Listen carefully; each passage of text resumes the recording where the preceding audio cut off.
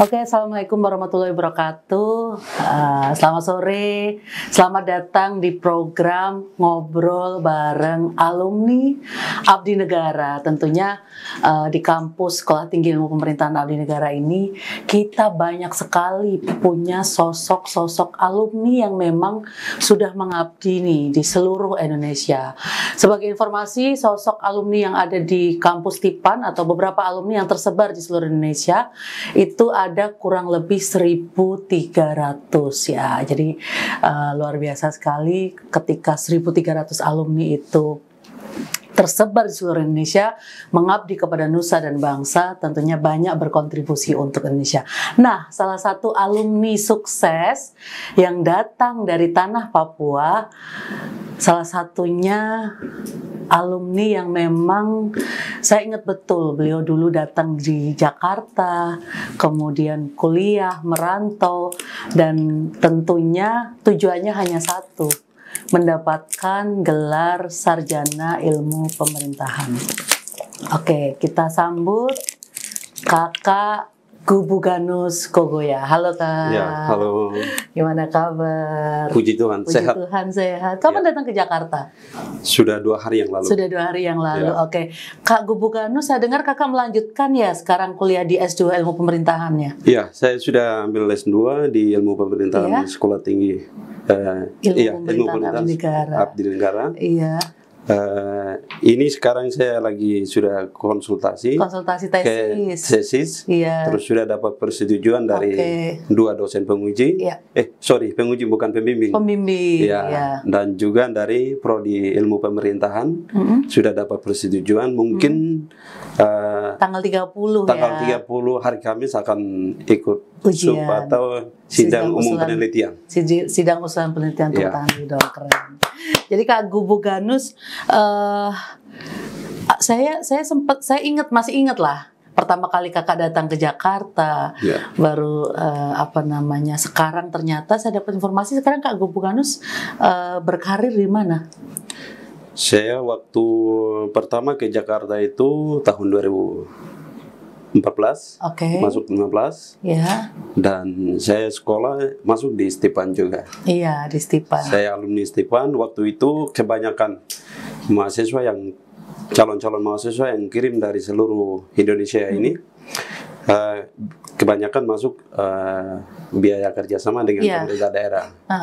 Waktu itu saya karena Pemdanya tidak sanggup untuk membiayai, saya berinisiatif. Saya pikir waktu itu selagi saya punya orang tua masih mampu, saya bisa selesai. Akhirnya saya ambil dengan biaya pribadi atau reguler. Puji Tuhan, saya menyelesaikan dengan dalam waktu yang tidak terlalu lama, tapi dengan waktu yang cepat, yaitu masuk 2014, keluar 2018. Itu sudah selesai. Sudah selesai ya, 2018. Ya. Sekarang kalau saya boleh tahu, kakak berkarir, yang saya dengar kakak sekarang menjadi wakil rakyat ya? Siap, benar. Iya. Di mana Kak kalau boleh tahu Kak? Itu dari awal ya. Waktu saya kuliah di Stipan, saat dosen pembawa materi bertanya tentang ini setelah selesai ini pulang ke daerah jadi apa, saya berani katakan itu saya akan jadi anggota DPR di kabupaten. Jadi waktu pas kuliah Kak Gubuganus itu sudah berucap ya kalau pengen jadi anggota DPRD ya. Sudah sampaikan itu. Luar biasa. Ternyata setiap ucapan itu ternyata doa, benar nggak? Iya. Dan terjadi sekarang ya. Iya. Di mana? Di Kabupaten Duga ya? Iya, di Kabupaten Duga. Saya setelah selesai kuliah di Stipan tahun 2018 akhir, dan setelah itu saya kembali ke Kabupaten, ke Duga. Di situ pemilihan DPRD Kabupaten seluruh Indonesia serentak itu 2019, dan saya ikut daftar di Partai Perindo. Ternyata saya terpilih atau dikasih kepercayaan dari masyarakat Kabupaten Duga. Baru pertama ya? Iya. Lolos untuk DPRD ini ya? Iya. Oke. Dari berapa calon waktu itu? Itu lebih dari 200-an orang. Lebih dari 200-an orang. Ternyata apa? Membuat Kak Gupuganus ini jadi menduduki kursi, tentunya ada strategi dong. Itu kita di sana itu ada, kalau di sejarah aturan politik itu ada politik komunikasi, ada politik sosial, ada politik aturan. Nah, kita di sana itu tidak perlu pakai politik aturan dan politik aturan, tapi kita lebih ke lebih dekat kepada masyarakat. Ya, jadi artinya selalu turun selalu mendengar aspirasi masyarakat. Betul. Memang saya setuju, artinya teman-teman ketika menduduki posisi wakil rakyat itu hanya satu, ke akar rumput dan turun, gitu ya. Jadi selama kampanye mungkin ya, kalau saya bilang Kak Gupuganus ini berarti turun menyambangi masyarakat ya. Ada dari dapilnya Kak Gupuganus itu berapa wilayah yang sudah dikunjungi? Pasti tentunya kan dari hutan ke hutan ya kan, tentunya tidak mudah ya ketika kakak harus menyambangi di dapilnya Kak Gupuganus. Kalau kita di sana itu di daerah Duga itu orang paling kenal seluruh Indonesia ini, bahkan sampai dengan dunia, itu daerah yang rawan konflik. Benar. Nah, di dalam begitu hambatan, gangguan, ancaman, tantangan yang selalu ada, kami sebagai orang asli di sana, kami sebagai anak daerah, bagaimanapun tetap kami selalu ada. Terus yang kalau kita mau jalani semua dapil atau semua distrik itu, kalau macam kita kalau petakan di Papua itu lebih luas dari Pulau Jawa ini. Sehingga kalau kita mau jalan dari satu daerah ke daerah Papua yang lain itu harus menggunakan pesawat. Nah, itu kendala ya. Kendala yang tapi terjadi. Tidak menjadi hambatan ketika kakak harus bertemu dengan warga ya. Seperti itu ya. Iya, itu tidak menjadi hambatan. Artinya karena kita ada niat dari rakyat kembali ke rakyat. Iya, keren. Quotes-nya berarti dari rakyat kembali ke rakyat. Kembali ke rakyat. Iya, setuju. Luar biasa. Jadi Kak Gupuganus memang ternyata tadi kalau saya ambil hikmahnya itu tadi Kak, setiap ucapan adalah doa. Mungkin saya juga akan mengucap nih di ngobrol bareng alumni ini. Saya juga ada keinginan menjadi anggota DPRD Kak. Amin.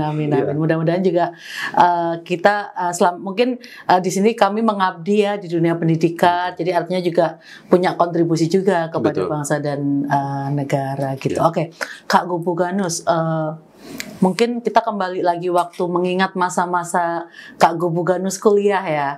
Dosen favorit. Kalau saya dosen favorit itu masih ingat nggak? Masih ingat. Siapa? Itu Pak Sofian dengan Pak Rajener. Pak Sofian dengan Pak. Tadi sudah ketemu. Sudah ketemu. Jadi kan waktu saya di skripsi S1 itu dosen pembimbing Pak Rajener. Sekarang juga dapat Pak Rajener juga. Sama Bapak Sofian ya. Memang betul. Apalagi Bapak Sofian itu mungkin teman-teman tahu bahwa beliau ini legend lah ya di kampus ya. Dan beliau sosok menginspirasi para mahasiswa. Tapi ini saya mau katakan itu semua dosen yang mengajar di Stipan ini itu orang-orang hebat semua. Orang-orang hebat. Karena mereka pengalaman dari ada yang dari sudah mantan wali kota, ada yang sudah mantan dari Kementerian Dalam Negeri, ada juga yang aktif bekerja di kementerian. Masih mengabdi. Masih mengabdi. Makanya dosen-dosen kita di kampus Stipan ini itu lebih ilmu yang disampaikan kepada mahasiswa itu lebih konkret dengan masalah yang sedang terjadi di daerah. Dan ketika kalau kita sudah mendapatkan ilmu itu baik, ketika kita turun ke lapangan itu pasti akan sinkron dan dirasakan langsung begitu. Karena ilmu yang kita dapat itu ilmu-ilmu terapan. Nah, itu bukan ilmu teori. Itu yang satu kembangan dari dosen-dosen Stipan lebih khusus. Setuju sih Kak. Saya tidak bilang hanya guru satu dosen yang lebih ini, tapi semua dosen yang di Stipan ini guru-guru dosen-dosen orang hebat semua. Dan terbukti bahwa dosen-dosen kami dosen-dosen hebat kami bisa membentuk alumni menjadi orang hebat itu kan artinya punya mentor, punya guru hebat ya. Iya.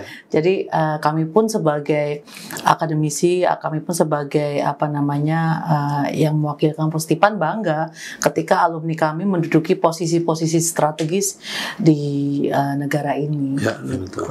Mantap ya. Siap. Jadi saya setuju banget Kak, dosen-dosen Tipan memang luar biasa, secara kompetensi ada, secara pengalaman juga luar biasa, secara menerangkan ke teman-teman mahasiswa, dan 80% kan dari Papua Barat. Dan sekarang ke Papua juga banyak pemekaran juga gitu. Akhirnya memang nama Tipan kalau di Papua itu berkibar. Iya. Benar kan? Gitu. Jadi kalau anak-anak Papua ini kalau pengen jadi ASN, pengen jadi wakil rakyat, mungkin harus kuliah di kampus Tipan ini gitu ya. Karena ini kalau ketika kita sudah turun ke lapangan atau kembali ke daerah masing-masing, itu orang bilang di IPDN itu sekolahnya lebih unggul daripada swasta. Tapi kalau itu kembali kepada kualitas manusianya. Benar. Kembali kepada kualitas manusia, dimanapun dia sekolah negeri atau swasta. Tapi kalau sifat karakter manusianya kalau tidak berubah sama saja. Itu sehingga saya melihat banyak daerah anak-anak yang di luar Jakarta yang datang kuliah kembali ke daerah lebih dalam pelayanan pemerintahan di masing-masing daerah itu mungkin kebanyakan dari anak-anak dari Tipan yang sudah selesai itu saya melihat itu mereka sudah terapkan ilmu di sana itu bermanfaat bagi banyak orang. Benar. Artinya banyak sekali sih feedback dari pengguna alumni ya, artinya dari Pemda maupun dari lembaga yang memang menggunakan alumni kita, bahkan mereka bangga gitu ya dengan mahasiswa-mahasiswa kita gitu. Menarik Kak, tadi saya sempat berbicara ya, kita tentunya sama-sama sebagai alumni pemerintahan gitu ya. Kak Kupunganus dari sisi wakil rakyat atau anggota DPRD, kemudian Kak Kupunganus juga dari sisi alumni. Saya pengen mendengar sih apa yang menjadi pandangan atau menjadi penilaian Kak Kupunganus untuk pemerintahan yang sekarang. Tentunya kemarin kan kita sudah euforia ya terkait dengan pemilu, kemudian terkait dengan pilpres maupun pileg gitu ya. Artinya berarti kan Kak Kupunganus, puji Tuhan juga nih terpilih kembali gitu ya. Nah itu bagaimana menurut pandangan Kak Kupunganus, silakan. Jadi ini menurut pandangan saya seperti yang tadi disebutkan bahwa pemilihan pilpres dan juga pileg secara serentak di seluruh Indonesia. Ini kan satu momen yang hanya dilaksanakan dalam 5 tahun sekali. Dan memang di dalam momen-momen politik itu pasti ada yang ingin menang dan kalah. Dan di situ banyak orang yang menggunakan kepentingan untuk mencapai tujuan. Dan disitulah akan menciptakan konflik antara partai dengan partai mana yang mendukung partai mana, ya kan? Terus orang siapa yang mendukung orang siapa, ini akan menjadi konflik kepentingan. Nah, seperti yang terjadi pemilihan pilpres dan pileg serentak seluruh Indonesia ini kan kemarin ada awalnya misalnya presiden kita di Republik Indonesia ini tiba-tiba awalnya pikir itu mendukung siapa nih, Ganjar, akhirnya tiba-tiba langsung bermanuver ke mendukung Prabowo. Padahal Prabowo selama 2 periode itu mereka jadi lawan, mereka jadi kontestasi politik. Setelah itu menjadi satu penilaian buruk bagi seluruh masyarakat Indonesia yang sedang mengikuti dinamika politik. Karena bagaimanapun seorang pemimpin itu pasti akan memberikan contoh yang baik kepada rakyatnya. Itu jadi saya mengikuti media dan juga mengikuti semua sampai bahkan bawa kemarin itu hasil sengketanya ke MK. tapi Hengkainya tolak. Terus awal sebelum terjadi itu kan pamannya Gibran ada di MK. Nah, ini banyak kasus yang sebenarnya demokrasi kita di Indonesia ini menurut pandangan saya macam mundur ke belakang begitu, bukan maju, karena pendidikan politik yang kurang sehat. Pendidikan politik yang kurang sehat. Iya. Ya. Menurut pandangan dari Kak Gubuganus. Iya. Jadi harusnya gimana nih Kak, sebagai khususnya kan anak-anak dari Papua nih, artinya harus dong punya kepentingan untuk bisa menduduki posisi-posisi strategis, khususnya di tingkat nasional. Nah, harusnya diberi kesempatan ya untuk bisa bersaing sehat lah seperti itu. Gimana menurut Kakak? Itu ini kita melihat siapa yang dekat dengan pemerintah pusat, dia akan dipanggil dan masuk. Bukan dilihat dari kemampuan kompetensi orang Papua itu. Iya. Berarti harusnya Kakak, kalau saya bilang ada dekengan orang pusat lah ya. Iya. harus dekat dengan orang pusat gitu. Makanya saya bilang siapa yang dekat dengan orang pusat, dialah yang dipanggil masuk. Iya, gitu ya. Iya. Jadi mungkin menarik sih, artinya saya juga beberapa kali diskusi ya dengan teman-teman dari Papua itu, bahwa mereka juga pengen menjadi wapres, mereka juga pengen menjadi menteri. Cuman akses yang tadi Kakak bilang untuk bisa ke pusat itu yang mungkin mereka tidak ada jalan ke situ. Tapi saya yakin kalau teman-teman ini mau bergerak, mau memberikan kontribusi yang memang mungkin harus dilihat ya di media, saya yakin akan bisa dilihat nih dari pusat. Jadi saya titip Kak Gubuganus selama menjadi wakil rakyat, kawal aspirasi, ya kan? Siap. Kemudian lakukan apa yang menjadi target khususnya untuk kepentingan masyarakat. Bukan berarti kepentingan pribadi di atas kepentingan nasional atau kepentingan rakyat. Betul. Gitu ya. Oke, mungkin satu lagi deh, saya pengen dapat pengalaman nih selama Kak Gubuganus turun khususnya di Papua. Itu apa sih yang membuat miris Kak Gubuganus sebagai wakil rakyat di Duga? Aduh, ini masalahnya sangat, saya mau menceritakan banyak tapi hanya sedikit yang saya mau sampaikan kesempatan ini, yaitu kalau kita pemerintahan daerah di daerah-daerah Papua itu ada di daerah-daerah konflik. Daerah-daerah konflik, baik itu konflik sosial antar masyarakat suku dengan suku, keluarga dengan keluarga, dan lebih parah lagi itu konflik bersenjata.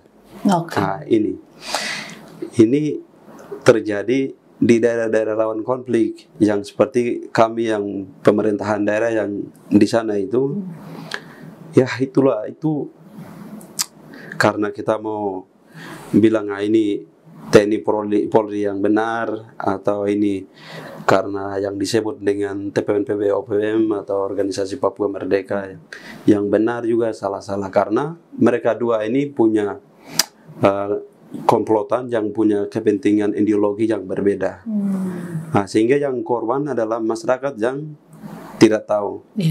Nah, ini karena di situ ada terjadi konflik bersenjata, tembakan terjadi, yang korban pasti yang kena masyarakat. Nah, jadi itu masih sering terjadi ya? Iya, ini masih di sana ya? Iya, masih sering terjadi, masih terjadi sampai hari sekarang. Saat ini. Apalagi yang di daerah yang saya yang ada di Duga itu, sejak 2 Desember 2018 itu sampai dengan hari ini, itu kebanyakan masyarakat sekitar 15 distrik yang sudah kosong. Di sini kan di kecamatan, di sana itu paling kanan dengan distrik, dan ini 15 distrik, sekitar 60-an lebih desa yang 160-an lebih desa yang sudah ditinggalkan kampung halamannya, sudah keluar pindah ke daerah lain untuk menyelamatkan diri pengungsi. Karena dengan sekarang saat ini masih operasi militer antara TNI Polri dengan kelompok yang tadi saya bilang, ya yang TPM OPM ini mereka masih sampai dengan itu pilot Susier yang Philip Marx itu masih sandaran masih sampai hari ini masih di tangan kelompok TPM OPM. Dan ini menjadi hambatan bagi pemerintah daerah di sana untuk dalam pelayanan misalnya seperti pendidikan, kesehatan. Ini sangat minim karena semua daerah ini akan menjadi daerah konflik bersenjata, sehingga masalah yang di sana itu harus dipindahkan di daerah-daerah aman atau mereka sendiri mencari keselamatan masing-masing, mencari di daerah-daerah tetangga lain yang masih belum bisa dikatakan aman tapi yang bisa melindungi diri begitu. Oke, jadi banyak sekali ya warga itu mengungsi di tempat-tempat aman ya sekarang. Betul. Cukup prihatin ya Kak ya. Jadi mudah-mudahan ya Kak dengan adanya Kak Kubuganus artinya bisa mengedukasi nih kawan-kawan di sana, saudara kita di Papua, ideologi Pancasila lah yang tentunya harus digelorakan di tanah Papua. Ya betul, itu bagian dari tugas negara. Setuju. Nah, itu. Jadi bagaimana cara supaya paradigma orang Indonesia bahkan masyarakat Papua itu bisa menerima itu. Karena kalau masih misalnya ada kejanggalan atau yang seperti tadi saya bilang ada tembak menembak yang terjadi, terus ada pembunuhan, pembantaian, bahkan sampai dengan pembunuhan, pembantaian, terus juga itu kalau terjadi di depan mata masyarakat di sana itu pasti ada luka yang tergores terus begitu. Makanya saya bilang itu harus pemerintah, dalam hal pemerintah pusat maupun juga daerah, provinsi, kabupaten harus tingkat koordinasi bagaimana cara supaya penanganan konflik supaya masyarakat itu semua merasa bahwa kami warga Indonesia begitu. Tapi kalau macam seperti itu belum ada, itu pasti yang tadi saya bilang ada luka yang tergores terus.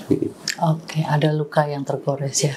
Artinya itu menjadi bagian dari tugas Kak Kubuganus Sugaya sebagai wakil rakyat. Salah satunya juga harus melindungi masyarakat ya. Betul.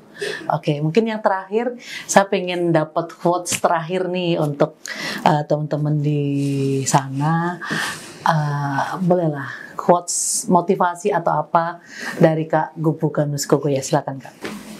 Jadi ini, kalau kalian sekolah di Stipan ini tidak sia-sia, kamu akan jadi orang hebat. Di sini akan dididik, dipersiapkan, dan ketika turun di lapangan itu, pasti kamu adalah orang yang akan dicari oleh banyak orang. Jadi kuliah di Stipan itu bukan ilmu-ilmu teori, tapi ini ilmu terapan. Jadi pasti kamu akan beruntung, kamu akan dipakai, dibutuhkan oleh banyak orang. Mungkin itu yang saya dapat sampaikan. Terima kasih Kak Kubuganus Sugaya, luar biasa. Tuhan memberkati. Amin, sangat terharu dan bangga ya gitu ya. Akhirnya kita bisa ketemu. Sebelumnya kita kontak-kontakan kan lewat WA, lewat Facebook ya. Kita masih komunikasi lewat media sosial. Terima kasih kawan-kawan yang ada di sana, kawan-kawan khususnya di Stipan. Ngobrol bareng alumni sudah selesai dan sukses selalu untuk Kak Kubuganus, sukses selalu untuk kawan-kawan alumni. Kita tunggu kawan-kawan alumni untuk ngobrol bareng santai di kampus Stipan. Terima kasih, see you.